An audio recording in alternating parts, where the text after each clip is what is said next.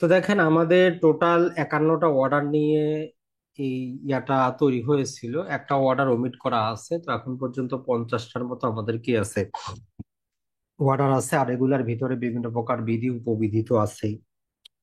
তো আমরা শেষ সময়ে ফাইনালি যেই জিনিসটা না দেখে আপনি পরীক্ষা হলে যাবেন না, এই আদেশ থেকে একটা বা দুইটা বা তিনটা, এর বেশি বাইরে যাবে না, এখান থেকেই আসবে। কিন্তু প্রশ্নটা কিভাবে করবে আপনি বুঝতে পারতেছেন কিনা, আপনার মনে থাকতেছে কিনা, এটাই হচ্ছে গুরুত্বপূর্ণ।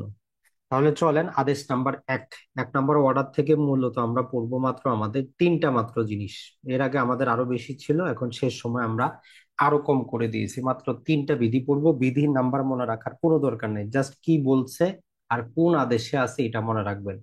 বিধি নাম্বার মনে রাখার দরকার নাই, জাস্ট কি বলছে কোথায় আছে। তাহলে সর্বপ্রথম হচ্ছে যে আমাদের 8 নম্বরে আমরা কি পাইলাম, রিপ্রেজেন্টেটিভ সুট বা প্রতিনিধিত্বমূলক মামলা। এক এমসিকিউ একবার ছিল এটা, যে এটা আছে কোন আদেশে। তো 1 নম্বরে আছে, একদম সিম্পল জিনিস। 9 নম্বরে হচ্ছে মিস জয়েন্ডার এবং নন জয়েন্ডার, মানে যাকে যুক্ত করার দরকার নাই আপনি তারে অযথা যুক্ত করছেন, এটা বলে মিস জয়েন্ডার বা অপসংযোগ। নন জয়েন্ডার হচ্ছে যাকে যুক্ত করা দরকার তাকে আপনি যুক্ত করেন নাই, এটাকে বলে অসংযোগ। তো এটার মধ্যে আছে, যদি মিস জয়েন্ডার এবং নন জয়েন্ডার হয় মামলার ফলাফল কি হবে, তাহলে মামলাতে কোনো প্রভাব পড়বে না। তবে যদি এক পা এগিয়ে আপনারা একটু প্রশ্ন করে, যে নেসেসারি পার্টি যদি কি হয়, নন জয়েন্ডার হয়, প্রয়োজনীয় পক্ষকে যদি যুক্ত করা না হয় মামলার ফলাফল কি হবে, তো মামলা বাতিলই হয়ে যাবে। তার মানে নেসেসারি পার্টিটা এখানে দেওয়া নেই। নেসেসারি পার্টি আর প্রপার পার্টি দুই রকমের পক্ষ থাকে। যেমন ধরেন যে আপনি দখল উদ্ধার মামলা করছেন, এখন যার বিরুদ্ধে করছেন সে সম্পত্তিটা আরেকজনকে ভাড়া দিয়ে রাখছে, এখন ওই ভাড়াটিয়া হচ্ছে প্রপার পার্টি, তারে পক্ষ করা না করা একই কথা, করলে ভালো, না করলে কোনো সমস্যা নেই। কিন্তু যে জবরদখলকারী তাকে তো পক্ষ করতেই হবে। তো এই জন্য যদি নেসেসারি পার্টি হয় অবশ্যই অবশ্যই মামলাটা বাতিল হবে, যদি আপনার কি হয়ে যায়, নন জয়েন্ডার হয়ে যায়। আর জেনারেল ভাবে মিস জয়েন্ডার আর নন জয়েন্ডারে মামলার উপর কোনো প্রভাব পড়ে না। 10 নম্বর হচ্ছে আমরা কি করতে পারবো, কোনো একটা পক্ষকে স্ট্রাইক আউট করতে পারবো। এই ইংরেজি শব্দটা মনে রাখবেন, যারা ক্রিকেট খেলা দেখেন তাদের তো মনে থাকবেই যে স্ট্রাইক করা মানে কি হচ্ছে, যে একটা জিনিস মাঠের বাইরে পাঠিয়ে দেওয়া। তো স্ট্রাইক আউট করা অথবা অ্যাড করা পার্টি, বাদী বিবাদী যুক্ত করা, কাউকে বাদ দেওয়া, প্রতিস্থাপন করা, এগুলো 110-এর অধীনে করা হয়, বাদী বিবাদী যুক্ত করা। তাহলে এই প্রথম আদেশ থেকে এই তিনটা জিনিস পড়বেন: রিপ্রেজেন্টেটিভ সুট, নন জয়েন্ডার যে মিস জয়েন্ডার এবং নন জয়েন্ডার, আর একটা হচ্ছে আমাদের বাদী বিবাদী যুক্ত করা, প্রতিস্থাপন করা। এরপরে দেখেন 2 নম্বর যে আদেশটা আছে, এইটার থেকে পরীক্ষা আসার মতো কিছুই নেই, মামলা তৈরি করা। জাস্ট বেসিক সিম্পলটা কথা বলে, যেমন আমরা আজকে আমাদের সুনির্দিষ্ট প্রতিকার আইনে চুক্তি প্রবলে দেখেছি কি, যে যা চাবেন টোটাল জিনিসটা চাইতে হবে, আপনি যদি না চান পরে দাবি করতে পারবেন না। তো আদেশ নাম্বার 2-এ জাস্ট এটাই বলে, এর বাইরে আর কিছুই নেই। 3 নম্বরটা আমাদের আপনার ভিতরে একটাও মনে রাখার দরকার নাই। সিম্পলি আমরা জানি কি, দেওয়ানি মামলা হয় আপনি নিজে পরিচালনা করতে পারেন, নিজে না থাকলে এজেন্ট নিয়োগ করতে পারেন পাওয়ার অফ অ্যাটর্নির মাধ্যমে। আর আপনি ওকালতনামা দিয়ে আপনি অ্যাডভোকেট নিয়োগ করতে পারেন। ওই তিনটা কথাই বলা আছে, আর কিছুই নেই। এরপরে 4 নম্বরের মধ্যে মামলা দায়ের ভিতরে কিছুই নেই, প্রমাণ ভিতরে থেকে আপনার মুখস্থ করারও কিছুই নেই, যে মোকদ্দমাটা কিভাবে দায়ের হয়। তো এটা আমরা সবাই জানি, যে একটা আরজি দাখিলের মধ্যে একটা মোকদ্দমা দায়ের হয়। আর একটা কথা বলা আছে, যে যতজন বিবাদী থাকবে তত কপি কি করতে হবে, আমাদেরকে আরজির কপি সেখানে সাবমিট করে মামলাটা দায়ের করতে হবে। এই সিম্পল জিনিসটা, তো ভিতরে আর অত কিছুই নেই। এখন সমন জারি, এই সমন জারি থেকে প্রশ্ন আসতে পারে কিছুটা, যদি আমরা বলি একটু জটিল ধরনের প্রশ্ন, যে সমন জারি আসলে কিভাবে হবে। তো এটা আমাদের ওয়ার্ডার নাম্বার 5-এ আসছে, এটা মনে রাখবেন। তো সমন সবসময় দেওয়ানি সমন গুলা 2 কপিতে হবে, এটা মনে রাখবেন। এটা আসতে পারে যে সমন কয় কপিতে হয়, সমনে কার স্বাক্ষর থাকবে। তাহলে সমনে আদালতের সিল থাকবে, বিচারক অথবা আদালতের অফিসার সেরেস্তাদারেরও থাকতে পারে। কিন্তু ফৌজদারি সমনে দেখবেন যে সবসময় বিচারক আর বিচারকের স্বাক্ষর, আদালতের সিল থাকে। কিন্তু দেওয়ানির ক্ষেত্রে একটা অপশন দেওয়া আছে, চাইলে সেরেস্তাদারের স্বাক্ষরেও সমন ইস্যু হইতে পারে, কোনো সমস্যা নেই। তাহলে এটা হলো সমনের বেসিক জিনিস। আর 5 নম্বরে বলতেছে যে একটা আদালত কি করতে পারে, আপনাকে 2 কারণে সমন দিতে পারে। একটা হচ্ছে নর্মাল মামলা হইলে আপনারা বলবে যে আপনি কি বলতে চান, আপনার বিরুদ্ধে একটা কি আসছে, কমপ্লেইনার্স, আপনি কি বলতে চান, ইস্যুটা কি আপনাদের মধ্যে, বিরোধটা কি? তাহলে ইস্যু গঠনের জন্য সমন আসতে পারে। আরেকটা হইতে পারে যে আপনার ইস্যু গঠনের টাইম নেই, আপনার বিরুদ্ধে মামলা আসছে, আমরা ফাইনালি ডিসপোজ অফ করে দিলাম, আপনি আসেন। সহজ কথা হচ্ছে এটা। কিসে? যেমন অর্ডার 37-এ আমরা নেগোশিয়েবল ইনস্ট্রুমেন্ট অ্যাক্টের মামলায় সামারি ট্রায়ালের মতো হয়, ওইখানে আপনারা কি করা হয়, জাস্ট বলা হয় যে আপনি আসেন, আপনার বিরুদ্ধে আমরা প্রসিডিংটা কি করে দিচ্ছি, শেষ করছি, ফাইনালি ডিসপোজ অফ করতেছি। এখন এমসিকিউ থাকতে পারে জি যে এই সমন গুলো ইস্যু করা হয় কি কি কারণে ইস্যু হইতে পারে? সেটেলিং অফ ইস্যু অথবা ফাইনাল ডিসপোজাল, ইস্যু গঠন করার জন্য অথবা হইতে পারে চূড়ান্তভাবে নিষ্পত্তির জন্য। সমনটা আপনার পরিবারের কোন সদস্যকে দেওয়া যাইতে পারে? তাহলে দেওয়ানি সেমন যদি হয় বয়স্ক আপনার যে কোনো ব্যক্তিকে দেওয়া যাইতে পারে, আর ফৌজদারি হইলে পুরুষকে দেওয়া যাইতে পারে, বয়স্ক পুরুষকে। আর দেওয়ানি সেমন যদি বাড়ির যারা কাজের লোক আছে এদেরকে দিলে কি হবে না, এরা পরিবারের সদস্যের অন্তর্ভুক্ত হবে না, এই কথাটুকু একটু মনে রাখবেন। 17তে বলে যদি আপনি সমনটা না নেন অথবা আপনাকে যদি না পাওয়া যায় তাহলে সমনটা কি করা যাবে? তাহলে আপনার বাড়ির সামনে, আপনার ব্যবসা প্রতিষ্ঠান যেখানে আপনি থাকেন সে তার সামনে আটকিয়ে দেওয়া যাবে। এরপরে 19-এর বিটা একটু মনে রাখবেন যে আদালত কি করতে পারে, এই যে জারি কারকের মাধ্যমে যে সমনগুলা জারি হচ্ছে এর এডিশন হিসাবে রেজিস্টার্ড ডাকযোগে সমন পাঠানোর নির্দেশ দিতে পারে, যেটা বাংলাদেশে কিন্তু বর্তমানে প্রতিটা মামলায় বাস্তবে দুই ভাবে সমন জারি হয়। একটা হচ্ছে জারি কারকের মাধ্যমে, আরেকটা হচ্ছে রেজিস্টার্ড ডাকে। এই জন্য মামলা দায়ের করার সময় আপনাকে এডি সহ খাম জমা করতে হয়, যাবতীয় নাম ঠিকানা লিখে। এরপরে 20 নাম্বারটা একটু মনে রাখবেন যে বিকল্প সমন জারি। যদি এই উপরের নিয়মগুলা দিয়ে আমরা সমনটা জারি করতে না পারি তাহলে কিভাবে করব? আপনাকে 4টা অপশন দিতে পারে যে বিকল্প সমন জারি নিচের পদ্ধতি কোনটা। তো 3টা পদ্ধতি বলা আছে, একটা হচ্ছে আদালত চত্বরে কি করব, আমরা সমনের একটা কপি দিয়ে দিব। এরপরে ব্যক্তিকে সর্বশেষ যেই জায়গায় দেখা গেছে সেখানে একটা দিয়ে দিব।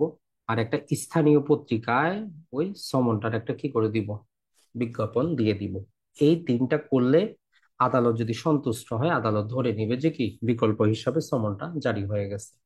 তাহলে এই সমনটা আমাদের জন্য গুরুত্বপূর্ণ।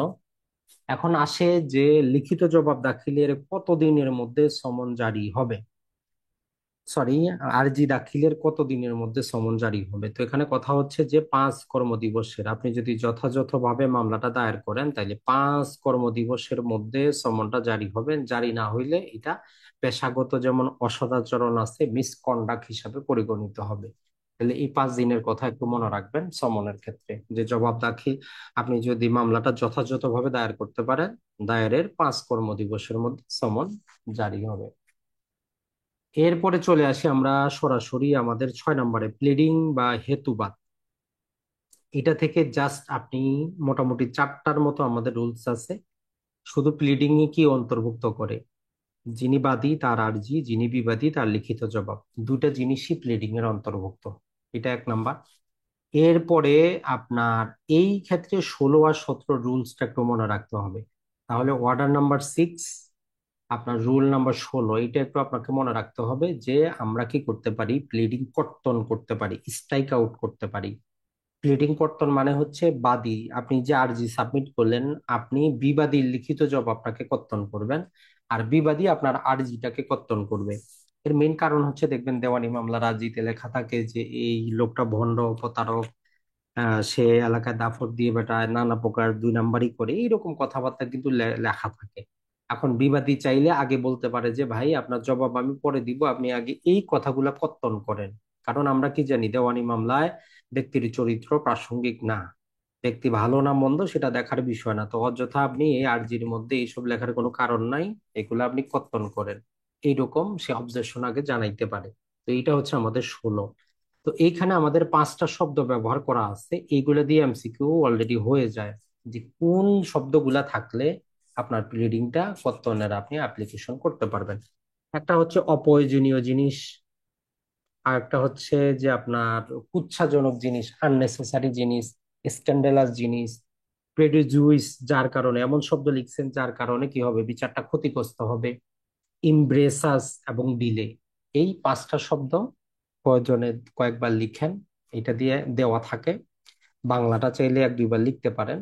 তাহলে এই 16 নাম্বারটা অবশ্যই অবশ্যই ভালো করে পড়ে মুখস্থ রাখবেন। এরপরে যেটা হচ্ছে যে 17, আপনার নিজের আর্জি আপনি নিজে সংশোধন করবেন, নিজের লিখিত জবাব নিজে সংশোধন করবেন, ভুলভ্রান্তি হইতে পারে, দাবিয়াত করতে পারেন, তো এটা করবেন আপনি 17-এর অধীনে। সময়সীমা কতদিন? সময়সীমা আদালত যতদিন বলবে ততদিন, আর না হইলে 14 দিন। তাহলে সময়সীমা হচ্ছে আদালত যতদিন দিবে ততদিন, আর না হইলে ম্যাক্সিমাম সময় হচ্ছে 14 দিন। তাহলে এই কয়টাই পড়বেন যথেষ্ট। এরপরে যদি আমরা দেখি ওয়ার্ডার নাম্বার আমাদের 7, এটা হচ্ছে আমাদের প্লেইন বা আরজি। এটার ক্ষেত্রে মূল জিনিস যেটা, তিনটা মাত্র বিধি পড়লেই যথেষ্ট। একটা হচ্ছে রিটার্ন অফ প্লেন্ট, আরজি ফেরত। কততে হয়? 10-এর অধীনে। কেন ফেরত দিবে? নানা প্রকার কারণ হইতে পারে, তার এখতিয়ার না থাকতে পারে, মামলাতে নানা প্রকার কিছু হইতে পারে, আদালত ফেরত দিল, অর্থাৎ সে গ্রহণই করলো না। তো এর বিরুদ্ধে প্রতিকার কি? এর বিরুদ্ধে দুইটা প্রতিকার, চাইলে আপনি নতুন মামলা দায়ের করেন অথবা আপনি আপিল দায়ের করেন। আর 11-তে 4টা কারণ বলা আছে, যে এই 4টা কারণে একটা মামলা আরজি কি হইতে পারে? খারিজ হইতে পারে। আর মামলা খারিজ এটা হবে কি? ডিম ডিক্রি। এক নম্বরে যেটা, সেটা হচ্ছে মামলাতে যদি কজ অফ অ্যাকশন না থাকে। দুই নম্বরে হচ্ছে যদি সুট ভ্যালুটা প্রপারলি না করেন। তিন নম্বরে হচ্ছে ওই ভ্যালুর অনুযায়ী যদি আপনি কোর্ট ফি না দেন। আর 4 নম্বরে হচ্ছে কোনো আইন দ্বারা যদি মামলাটা বাড়িত হয়। তো আপনাকে আদালত এইখানে যে সুট ভ্যালু ঠিক হয় নাই, এটাকে আপনাকে একটা সময়সীমা দিবে, বলবে যে আপনি কি করেন, এই সুট ভ্যালুটা ঠিক করেন এতদিনের মধ্যে। যদি সময়সীমা না দেয়, তাহলে আমরা ধরে নিব যে 21 দিন আছে সময়সীমা, এই 21 দিনের মধ্যে সুট ভ্যালু ঠিক করে সেই অনুযায়ী কোর্ট ফি সাবমিট করতে হবে। নাইলে আপনার মামলাটা কি হবে? ওয়ার্ডার 7 রুল 11-এ খারিজ হবে। যেটা একটা ডিম ডিক্রি। তাহলে ডিম ডিক্রি হলে তার বিরুদ্ধে প্রতিকার কি? আমরা আপিল দায়ের করতে পারবো। তাহলে এইখান থেকে আমরা 10, 11 খুবই খুবই গুরুত্বপূর্ণ। আর ওই 13টা স্পেশালি বলতেছে, যদি আপনার কি হয়, এই আর্জিটা খারিজ হয়। ওয়ার্ডার 7 রুল 11-এ 13 বলতেছে যে কোনো সমস্যা নাই, আপনি চাইলে নতুন করে মামলা দায়ের করতে পারবেন যদি তামাদিটা বিদ্যমান থাকে। এই ধারা কোনো বাধা হবে না। তাহলে আমরা 10, 11 আর 13 এই তিনটা জিনিস একসাথে পড়ে নিব। রিটেন স্টেটমেন্ট আদেশ হলো 8। জাস্ট একটা জিনিস মনে রাখবেন যে 30 দিন সময় পাবেন। আর অতিরিক্ত সময় চাইলে ম্যাক্সিমাম 38 দিন বাড়াইতে পারে। তবে কখনোই আপনি যেদিন থেকে আপনার কাছে আপনি নোটিশ পাইলেন ওইটা থেকে 60 দিনের বেশি হবে না। তাহলে লিখিত জবাবের নর্মাল সময় 30 দিন, পরে চাইলে 2 দিন, 4 দিন, 5 দিন করে ম্যাক্সিমাম 38 দিন বাড়াইতে পারে। তবে কখনোই 60 দিনের বেশি হবে না। এরপরে চলে আসেন 9 নাম্বার আদেশ। এটা খুবই গুরুত্বপূর্ণ, এটার একটু যত্ন দিয়ে পড়বেন, এটা থেকে একটা এমসিকিউ থাকতে পারে। এটাতে সর্বপ্রথম যে জিনিসটা বলতেছে, যদি সমনটা আপনার আপনি জারি করাইছেন কিন্তু সেটা যথাযথভাবে জারি না হয়ে ফেরত চলে আসছে, তো এখন আপনাকে অবশ্যই অবশ্যই 1 মাসের মধ্যে নতুন সমন জারির জন্য আবেদনটা করতে হবে। 1 মান্থ, এইটা একটু মনে রাখবেন। 1 মান্থ। আপনার পুরাতন বই থাকলে 3 বছর লেখা আছে, এটা 3 মাস লেখা আছে, এটাকে কেটে 1 মাস করে দেন। এরপরে যেটা হচ্ছে যে 8 নাম্বারটা সবচেয়ে বেশি গুরুত্বপূর্ণ, যদি মামলার শুনানির দিন আপনি কি করেন, না থাকেন, বাদী নিজেই উপস্থিত না হয়। যদি আপনি উপস্থিত না হন, মামলা আপনি করছেন, আপনি উপস্থিত নাই, আর শুধু ডিপেন্ডেন্ট আসছে, ডিপেন্ডেন্ট আসে, সে স্বীকার করে নাই, সে কোনো কিছু অ্যাকসেপ্ট করে নাই, তাহলে আপনার মামলাটা কি হবে? খারিজ হবে। আর এই ক্ষেত্রে বলতেছে, যদি আপনার মামলা একবার খারিজ হয়, নয় বলতেছে যে আপনার কি হবে না, আপনি আর নতুন করে মামলা দায়ের করতে পারবেন না। যেহেতু আপনার দোষেই মামলাটা খারিজ হয়েছে, আপনি মামলা দায়ের করতে পারবেন না, আপনি সেটের সাইডে দরখাস্ত দিতে পারবেন। এখন সেটের সাইডের যে দরখাস্ত, নর্মালি আমরা তামাদি আইনে আজকে কি দেখেছি, 163 দেখেছি, নর্মাল ক্ষেত্রে উপযুক্ত কারণ দেখাবো, 30 দিনের মধ্যে আমরা কি করব? আবেদন করব, এটা তামাদি আইন অনুযায়ী। কিন্তু আমাদের সিটিসি তে সংশোধনে এনে বলতেছে যে উপযুক্ত কারণের দরকার নাই। 9-এ বলতেছে যে আপনি সরাসরি কি করতে পারবেন? সেটে সাইড করতে পারবেন, তবে 1,000 টাকা কস্ট দিতে হবে, 1,000 টাকা খরচ পড়বে। তবে 30 দিনের মধ্যে করতে হবে, এই বিধিতে শুধু একবারই করতে পারবেন, এটা মনে রাখবেন। এরপরে ধরেন যে আপনি ছিলেন না, এক্সপার্টে ডিগ্রি হয়ে গেছে। যদি আপনি না থাকার কারণে এক্সপার্টে ডিগ্রি হয়ে যায়, ওই ডিগ্রিটা নর্মাল আমরা কি জানি, 163-র পরে 164-তে আমাদের এনে দেখবেন এক্সপার্টে ডিগ্রির বিরুদ্ধে উপযুক্ত কারণ দেখায় আপনি 30 দিনে আবেদন করতে পারেন। 13-এ বলতেছে যে এত কারণ দেখানো কারণ নাই, আপনি 3,000 টাকা কস্ট খরচ করেন, 3,000 টাকা দেন, সরাসরি কি হবে? ওইটা রদ হবে। তবে 30 দিনে আবেদন করতে হবে, আর এই বিধির অধীনে শুধুমাত্র একবারই আপনি এরকম রদ করতে পারবেন। তাহলে এখানে দুইটা কষ্টের কথা বলা আছে, এটা মনে রাখবেন, 1,000 আর একটা হচ্ছে 3,000। 3,000 হচ্ছে কি ডিগ্রি এক্সপার্টে, আর 1,000 হচ্ছে যে আপনার মামলা খারিজ। এরপরে দেখেন যে 11, 12, 13, এই তিনটা দরকার নেই, আপনি বাদ দেন, কোনো কাজের না। এরপরে আপনি চলে যান যে আমরা যদি দেখি সেটা হচ্ছে 14 নাম্বারটা। 14 নাম্বার থেকে শুধু দুইটা জিনিস আমরা মনে রাখবো। একটা হচ্ছে ইস্যু যেগুলা গঠিত হয় এগুলাকে কর্তন করা যায়, সংশোধন করা যায়, প্রতিস্থাপন করা যায়। তাহলে বিধি আমাদের 5-এর অধীনে আমরা ইস্যু কর্তন করতে পারি। আর 8 বলতেছে যেটা, সেটা হচ্ছে যে 120 দিনে, মানে ইস্যু গঠনের 120 দিনের মধ্যে চূড়ান্ত শুনানি শুরু করতে হবে। এই 120 দিনটা গুরুত্বপূর্ণ। আর আরেকটা কথা বলা আছে যে সেটা হচ্ছে যে যেই দিন থেকে বিবাদী লিখিত জবাব সাবমিট করলো সেই দিন, অথবা যেই দিন থেকে প্রথম শুনানি হইলো, যেটা পরে হবে, সেটা থেকে 15 দিনের মধ্যে কি হবে, ইস্যু গঠন করতে হবে। তাহলে আরেকটা আমরা সময়সীমা পাইলাম, যেদিন লিখিত জবাব সাবমিট হইলো সেই দিন থেকে 15 দিনের মধ্যে কি করতে হবে, ইস্যু গঠনটা করতে হবে। যদিও বাস্তবের নিয়ম একটাও মানা হয় না, তো জাস্ট আইনি আছে, আমরা ওই জন্য পড়তেছি। এরপরে 16 নাম্বারে চলে যাবেন, শুধু একটাই মনে রাখবেন, সেটা হচ্ছে যদি সাক্ষী আদালতে সমন দেওয়ার পরে উপস্থিত না হয়, তারে গ্রেপ্তার করা যাবে, তার সম্পত্তি অ্যাটাচ করা যাবে, আর তাকে 500 টাকা পর্যন্ত জরিমানা করা যাবে। এই 500 টাকাটা গুরুত্বপূর্ণ, এটা জিজ্ঞেস করে এর আগেও আসছিল। এরপরে চলে আসি অ্যাডজর্নমেন্ট বা মুলতবি।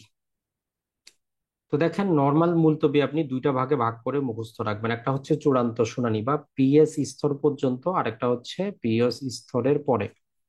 চূড়ান্ত শুনানি শুরু হওয়ার আগে নর্মালি কোনো খরচা ছাড়াই 6 বার মুলতবি করা যাবে। এরপরে বাদী পক্ষ চাইলে 3 বার, বিবাদী পক্ষ চাইলে 3 বার, তারা কি করতে পারবে, সময় নিতে পারবে। তবে এক পক্ষ অপর পক্ষকে 200 থেকে 1,000, যেই টাকাটা আদালত ঠিক করে দিবে ওইটা পরিশোধ করতে হবে। 200 থেকে 1,000, বাদী সময় নিলে বিবাদী টাকা পাবে, বিবাদী সময় নিলে বাদী পাবে। ম্যাক্সিমাম হচ্ছে 3 বার। এখন চূড়ান্ত শুনানি শুরু হয়ে গেল। নর্মাল নিয়ম হচ্ছে চূড়ান্ত শুনানিতে কি হবে না, কোনো প্রকার হবে না, মুলতবি হবে না। তবে ন্যায় বিচারের সাথে আদালত চাইলে বাদীকে 3 বার দিতে পারে, বিবাদীকে 3 বার দিতে পারে। উভয় ক্ষেত্রেই আমাদের 200 থেকে 1,000 টাকা কস্ট আরোপ করতে পারে। এরপরে বলতেছে যদি বাদী বিবাদী দুইজনই এসে আদালতের কাছে সময় চায় আর আদালত যদি কস্ট আরোপ করে, তাহলে ওই টাকাটা সরকার পাবে। তাহলে বাদী বিবাদী দুইজনই যদি সময় চায়, তাহলে আদালত যদি কস্ট আরোপ করে ওই টাকাটা সরকার পাবে, এটা একটু মনে রাখবেন। এরপরে যদি আমরা দেখি আমাদের জন্য জাস্ট এই কয়েকটা জিনিস শেখা মুলতবি থেকে, এটাই গুরুত্বপূর্ণ। তবে আরেকটা যদি আমরা দেখতে চাই, এই যে আরেকটা জিনিস আছে, যেমন আপনাকে যে টাকাটা পরিশোধ করার জন্য বললো, আপনি যদি ওই সময় পরিশোধ না করেন, যদি আপনি বাদী হন, তাইলে আপনার মামলা কি হবে, খারিজ হবে। বিবাদী হইলে এক্সপার্টে চলে যাবে। এখন এরকম যদি মামলা খারিজ হয় অথবা একতরফা চলে যায়, তখন আপনি ওইটাকে রদ করতে পারবেন। রদের জন্য আপনাকে 2,000 টাকা দিয়ে কস্ট আরোপ করা হবে। এইটা একটু মনে রাখবেন। এই যে টাকা পরিশোধ করার জন্য আপনাকে সময়সীমা দিল, আপনি পরিশোধ করেন নাই, তো আপনি না করার কারণে একতরফা নিষ্পত্তি হইলো অথবা খারিজ হইলো, আপনি চাচ্ছেন ওইটাকে আবার রিভাইভ করবেন বা সেট এসাইডের দরখাস্ত দিবেন। বলতেছে আপনি কি করবেন, 2,000 টাকা পরিশোধ করেন, তাইলে এটা সেট এসাইড হবে। এইখানে একটা অ্যামাউন্ট আছে 2,000, এটা মনে রাখবেন। এরপরে চলে আসি আমরা, আমাদের ক্ষেত্রে কি হইলো, আমাদের মামলার হিয়ারিংটা শুরু হয়ে গেল, আমরা সাক্ষীদেরকে কি করব, এক্সামিন করব। এই যে 18 নাম্বার আমাদের আদেশ, 18তে মোটামুটি অনেকগুলা কথা বলা আছে। প্রথমেই হচ্ছে যে আদালত কি করতে পারবে, 16 বলতেছে আদালত চাইলে পূর্ব থেকেও সাক্ষীর সাক্ষ্য গ্রহণ করে রাখতে পারে। যেমন আমরা ফৌজদারি ক্ষেত্রে কমিশন ইস্যু করায় সাক্ষীর সাক্ষ্য গ্রহণ করা যায়, দেওয়ানির ক্ষেত্রেও আপনি চাইলে রুল 16-র অধীনে যদি অ্যাপ্লিকেশন দেন, দেওয়ানি মামলার যে সাক্ষীরা আছে এদের আগে থেকেই সাক্ষ্য গ্রহণ করে রাখতে পারবেন। এরপরে যেটা বলতেছে, 17 বলতেছে আদালত কি করতে পারে, যেই কোনো সময় যে কোনো সাক্ষীকে রিকল, পুনরায় ডাকতে পারে, যে কোনো জিনিস জিজ্ঞেস করতে পারে। 18 বলতেছে যে দেওয়ানি মামলায়ও আদালত কি করতে পারে, সরেজমিনে গিয়ে বিরোধীয় বিষয়টা, বিরোধীয় বস্তুটা কি করতে পারে, পর্যবেক্ষণ করতে পারে, ইন্সপেকশন করতে পারে। Time table for completing the hearing, 120 দিনের মধ্যে চূড়ান্ত শুনানি শেষ করতে হবে, 120 দিন। তাহলে ইস্যু গঠন থেকেও ছিল 120 দিন, চূড়ান্ত শুনানিও হচ্ছে 120 দিন। তবে এগুলো সবগুলা কর্মদিবস, কিন্তু মনে রাখবেন 120 কর্মদিবস। এরপরে এখানে একটা দেওয়ানি আদালত বা দেওয়ানি বিচারক তার আদালতে কয়টা মামলা চূড়ান্ত শুনানি স্তরে রাখবেন, এটার একটা টাইম লিমিট দেওয়া আছে। বলতেছে যে একজন বিচারক প্রতিদিন 5টার বেশি মামলা চূড়ান্ত শুনানি অবস্থায় শুনবেন না, ম্যাক্সিমাম 5টা। আর তার আদালতে 100টার বেশি মামলা চূড়ান্ত শুনানি অবস্থায় রাখবেন না। 100টা থেকে কমতে কমতে যখন 70টা আসবে তখন আবার নতুন করে মামলাগুলা চূড়ান্ত শুনানি স্তরে নেওয়া শুরু করবেন। এইটা বারবারই আসে, মনে রাখবেন। তাহলে 5টার বেশি মামলা শুনবেন না, 100টার বেশি আনবেন না, 70টা পর্যন্ত আসলে নতুন করে আবার নিয়ে আসবেন। এরপরে 19-এর মধ্যে জাস্ট এতটুকু মনে রাখবেন যে আদালত কি করতে পারে, এফিডেভিটের মাধ্যমে একটা ফ্যাক্ট বা কোনো একটা জিনিস প্রমাণ করার, সাবমিট করার আদেশ দিতে পারেন। এরপরে চলে আসি আমরা জাজমেন্ট এবং ডিক্রি 20 নম্বর অর্ডারে। জাজমেন্টের ক্ষেত্রে মনে রাখবেন যে আদালত কি করবে, চূড়ান্ত শুনানি যে দিন থেকে শুনানি শেষে কি হলো, ফাইনাল আর্গুমেন্ট হইলো, অর্থাৎ যাবতীয় কর্মকাণ্ড শেষ হইলো, সেদিন থেকে 7 কর্মদিবসের মধ্যে জাজমেন্ট দিবেন। এই 7 দিন মনে রাখবো। আর এই 7 দিনের পরবর্তী 7 দিনে ডিক্রি প্রদান করবেন। তাহলে আগে দিবেন জাজমেন্ট, জাজমেন্টটা দেওয়ার 7 দিনের পরে উনি ডিক্রি প্রদান করবেন। আর ডিক্রিতে জাজমেন্টের তারিখে থাকবে, 7 দিন পরে দিলেও ডিক্রিতে জাজমেন্টের তারিখটাই থাকবে। এতটুকু মনে রাখবেন। এরপরে চলে আসি সবচেয়ে বড় যে আদেশটা আছে আমাদের, আদেশ নাম্বার 21, এক্সিকিউশন অফ ডিক্রি। তবে কাজের জিনিসগুলো আমরা বলতেছি, বাকিগুলা বাদ দেন। সর্ব অবস্থায় টাকার মামলা ছাড়া বাকি মামলার জন্য আপনাকে কি করতে হবে, লিখিত আকারে জারির আবেদন করতে হবে। শুধু টাকার মামলায় যদি আদালতে বিবাদী যদি জাজমেন্ট ডেটার উল্লেখ থাকে তাহলে মৌখিক অ্যাপ্লিকেশন করলেই চলে। আর না হলে 11 বলতেছে সর্বাবস্থায় লিখিত জারির আবেদন করতে হবে। 22 নম্বর বলতেছে যে কখন আমাদেরকে ডিক্রি জারি করার সময় দরখাস্ত দিতে হয়। 3টা কারণ বলা আছে। একটা হচ্ছে যে 2 বছরের পরে যদি আপনি ডিক্রি জারির আবেদন করেন। 2 নম্বর হচ্ছে যদি আপনি জাজমেন্ট ডেটারের এলআর এর কাছে জারির আবেদন করেন, অর্থাৎ জাজমেন্ট ডেটার মারা গেছে, এখন তার উত্তরাধিকারীরা বা এলআর আছে, এদের বিরুদ্ধে জারি করাচ্ছেন। তাহলে যদি একদিন পরেও যদি ডিক্রি জারি করেন, আপনাকে কি করতে হবে, তাদেরকে নোটিশ দিতে হবে। আর যদি রেসিপ্রোকাল ডিক্রি হয়, রেসিপ্রোকাল মানে হচ্ছে বাংলাদেশের বাইরে আশেপাশের কান্ট্রি গুলার ক্ষেত্রে যদি ডিক্রি বাংলাদেশে জারি করাইতে চান তাহলে নোটিশ দিতে হবে। এরপরে যে জিনিসটা সেটা হচ্ছে যে টাইম ফর সেল। ডিক্রি জারিতে স্থাবর ও অস্থাবর সম্পত্তি বিক্রি করার আগে নিলামের একটা নোটিশ দিতে হয়। যদি আমাদের মুভেবল প্রপার্টি হয় বলতেছে যে 15 দিনের নোটিশ দিলেই চলবে।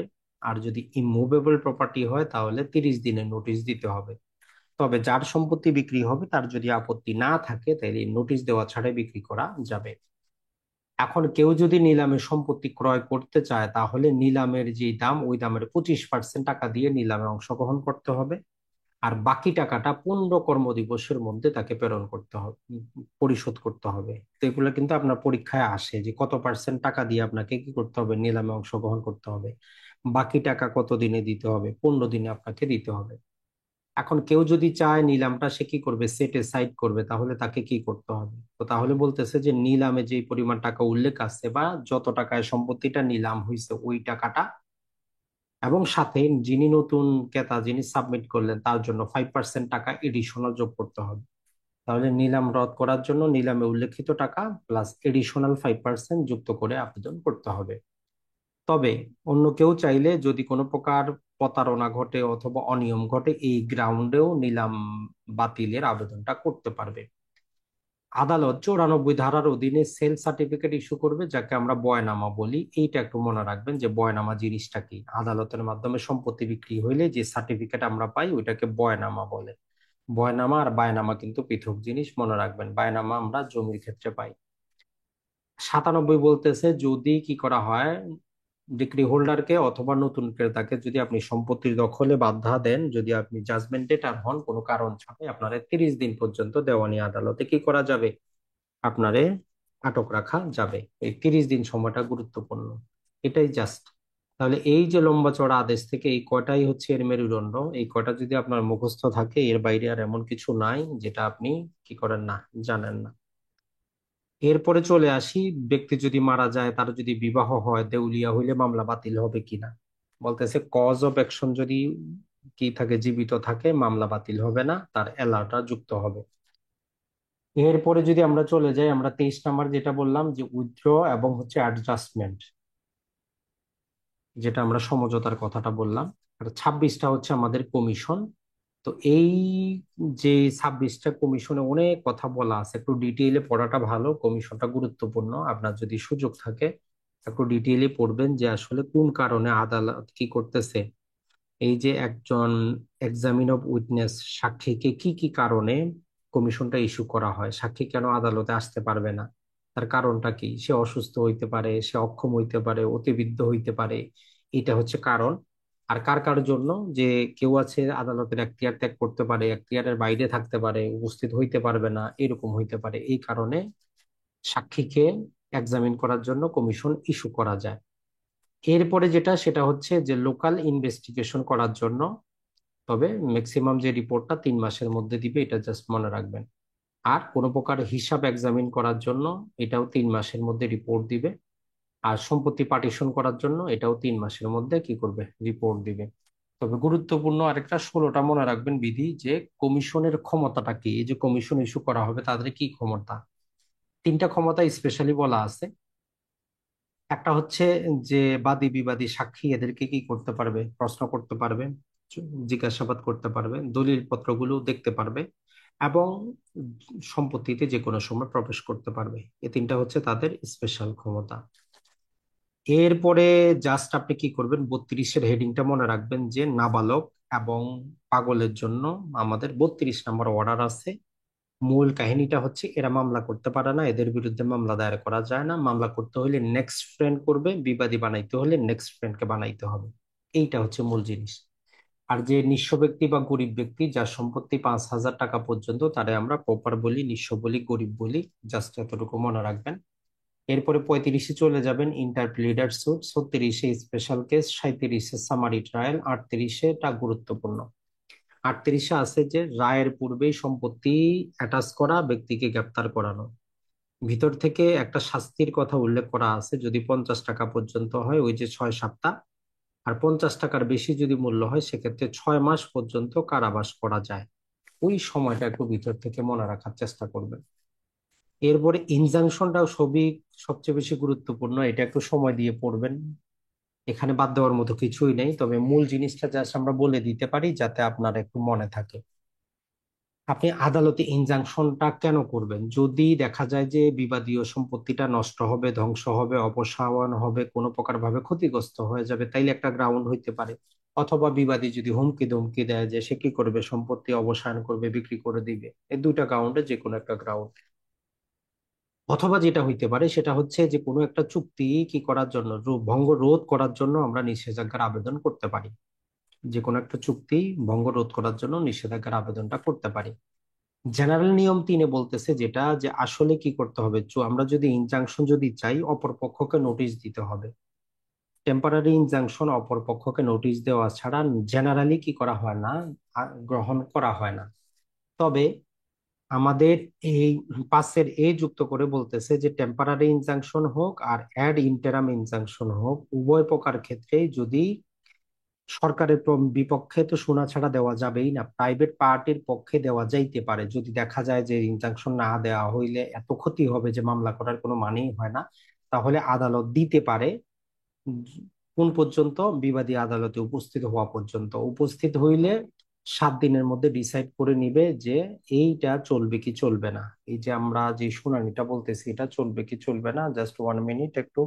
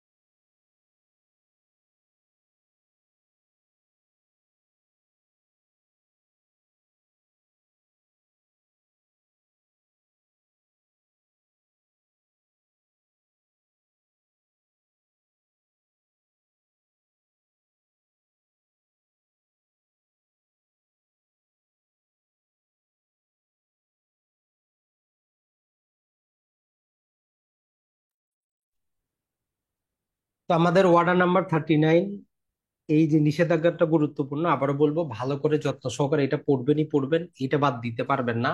মূল কারণটা হচ্ছে সম্পত্তি যদি ধ্বংস হয়, নষ্ট হয়, ক্ষতিগ্রস্ত হওয়ার সম্ভাবনা থাকে, এই গ্রাউন্ডে ইনজাংশন চাইতে পারেন, অথবা যদি বিবাদী আপনারা হুমকি ধমকি দেয়। আর একটা কারণ হচ্ছে যে কোনো চুক্তি রোধ করার জন্য ইনজাংশন আমরা চাইতে পারি। জেনারেল নিয়ম হচ্ছে অপরপক্ষকে নোটিশ দিতে হবে, না হলে কোনো ইনজাংশন গৃহীত হবে না। তবে পরবর্তীতে নিয়ম যুক্ত করে বলতেছে আমরা এড ইন্টারাম স্ট্যাটাসকো বজায় রাখার জন্য একটা ইনজাংশন চাইতে পারি মামলা দায়ের করার সাথে সাথে, বিবাদী আদালতে উপস্থিত হওয়া পর্যন্ত। তো ওই রকম ক্ষেত্রে বলতেছে সরকারের বিপক্ষে তো ইনজাংশন দেওয়া যাবে না, তবে প্রাইভেট পার্টির বিপক্ষে দেওয়া যাবে, উনি আদালতে আসা পর্যন্ত। আদালতে আসলে 7 কর্মদিবসের মধ্যে ডিসাইড করতে হবে যে এটা কি হবে, তাকে নোটিশ দিতে হবে। এখন যদি আপনি ইনজাংশনটা নিচ্ছেন, নোটিশটা দিচ্ছেন, নোটিশটা জারি হয় নাই বা জারি হয়েছে সে আসে নাই, তো এই রকম নোটিশটা পরবর্তী 7 দিনে অবশ্যই অবশ্যই কি করতে হবে, এটাকে জারি আবার করাইতে হবে। আর যদি আমরা দেখি এই যে ইনজাংশন, যেটা চুক্তিভঙ্গের ইনজাংশন যেটা আছে, যে বারবার করে এটা যদি আদালত দেওয়ার পরেও কেউ ভঙ্গ করে, তাইলে সর্বোচ্চ 6 মাস পর্যন্ত তারে কারাগারে রাখা যাবে। এই 6 মাসটা একটু মনে রাখবেন, এটাই আমাদের জন্য গুরুত্বপূর্ণ। আর যদি আমরা দেখি আমাদের জন্য এখানে যেটা হচ্ছে যে ইন্টারলোকুটরি ওয়ার্ডার, কোনো কিছু বিক্রি করার জন্য আদেশ দিতে পারে, আর কোনো কিছু আটক রাখার জন্য, কোনো কিছু সংরক্ষণ করার জন্য, কোনো কিছু পর্যবেক্ষণ করার জন্য আদালত কি করতে পারে, ইন্টারলোকুটরি আদেশ দিতে পারে। জাস্ট এইটুকুই গুরুত্বপূর্ণ। এরপরে রিসিভারটা আমরা জাস্ট 40টা মনে রাখবো। আর রিসিভারের মধ্যে কাকে রিসিভার, রিসিভারের দায়িত্বটা কি, ওইখানে কয়েকটা কথা বলা আছে। যদি এমসিকিউ আসে, আসলে তার দায়িত্ব অথবা কাকে নিয়োগ করা যাবে এটা থেকে আসতে পারে। এই ডিউটিটা কি আছে এটা একটু আপনি একটু দেখে নিবেন। তার মানে 40 নম্বরের যে রিসিভার আছে, 4-5টার মতো কথা বলা আছে, একটু স্মরণ করার চেষ্টা করবেন। গুরুত্বপূর্ণ হচ্ছে আমাদের আপিল, সর্বশেষ আপিলটা। তো আপিল থেকে বেশি কিছু পড়বেন না, সরাসরি চলে যাবেন 12 আপিল পর্যায়ে মুলতবি সম্ভব কিনা। কথা হচ্ছে যে হ্যাঁ, আপিল পর্যায়েও মুলতবি সম্ভব, তবে আদালত এখানে কস্ট আরোপ করবে। 3বারের কথা বলা আছে, যে 3বার তো আপনাকে কস্ট আরোপ করবে না, 3বারের পরে কস্ট আরোপ করবে 200 থেকে 1000 টাকা হইতে পারে। এরপরে যেটা হচ্ছে যে readmission for appeal, dismissal for default, একটা কারণে আপিল করছিলেন, আপনি আসেন নাই, ওই জন্য ডিসমিস হয়ে গেছে, এটাকে আপনি কি করতে পারেন, অ্যাপ্লিকেশন দিয়ে এটাকে রিভাইভটা আপনি করতে পারেন।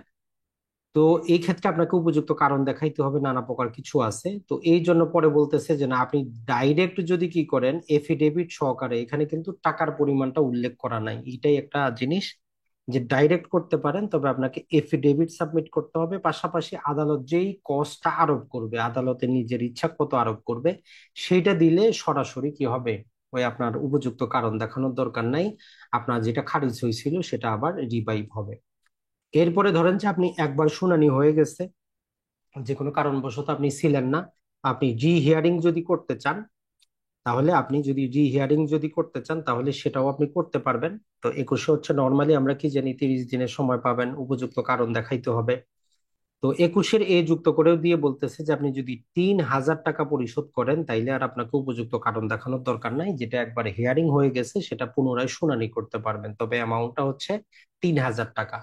এটা একটু মনে রাখবেন। আর 23 বলতেছে আপিল আদালতও কি করতে পারে, মামলা রিমান্ড করতে পারে, যেটা 107 সেকশনে আমরা দেখেছি, ওই জিনিসটাই বলা আছে। আপিল ফ্রম অর্ডারের ক্ষেত্রে জাস্ট 23টার কথাটা মনে রাখবেন, এর চাইতে আর বেশি কিছু মনে রাখার দরকার নাই। গরিবের আপিল, উনি এতটুকুই যথেষ্ট যে নিঃস্ব ব্যক্তি কত ধারার অধীনে কি করবে, আপিল করবে। তো এটা হচ্ছে 44 আদেশের অধীনে। 45টার মধ্যে একটাই গুরুত্বপূর্ণ, যে সুপ্রিম কোর্টের আদেশগুলো কিভাবে কার্যকর হয়। তাহলে সুপ্রিম কোর্টের আদেশ সর্বপ্রথম আসবে হাইকোর্টে, হাইকোর্ট থেকে আসবে মামলাটা যে আদালতে দায়ের হয়েছিল, এইভাবে একটা আদেশ কার্যকর হবে। রেফারেন্সের ক্ষেত্রে সেকশনটা মনে রাখবেন 113, আর আমাদের আদেশ হচ্ছে 46। আর 47 আমাদের রিভিউ আছে, মনে রাখবেন 114 হচ্ছে আমাদের section. Application for review of judgment, এইটা আপনি কি কারণে করতে পারেন, ওই 3টা কারণ, যেখানে আপিল আপনি করেন নাই রিভিউ করেন, অথবা আপিল নাই রিভিউ করেন, অথবা স্মল কোজেস কোর্টের রেফারেন্স। আর যেটা হচ্ছে আপনার যদি আপিলটা যদি কি হয়, রিজেক্ট হয়, আপিল করার সুযোগ নেই, রিভিশন দায়ের করতে পারবেন। আর যদি আপিলটা গৃহীত হয়, অপরপক্ষ আপিল করতে পারবে। এই হচ্ছে টোটাল আমাদের, যদি বলি এই আদেশগুলার ব্যাপারে গুরুত্বপূর্ণ, এটা না দেখে আপনি যাবেন না।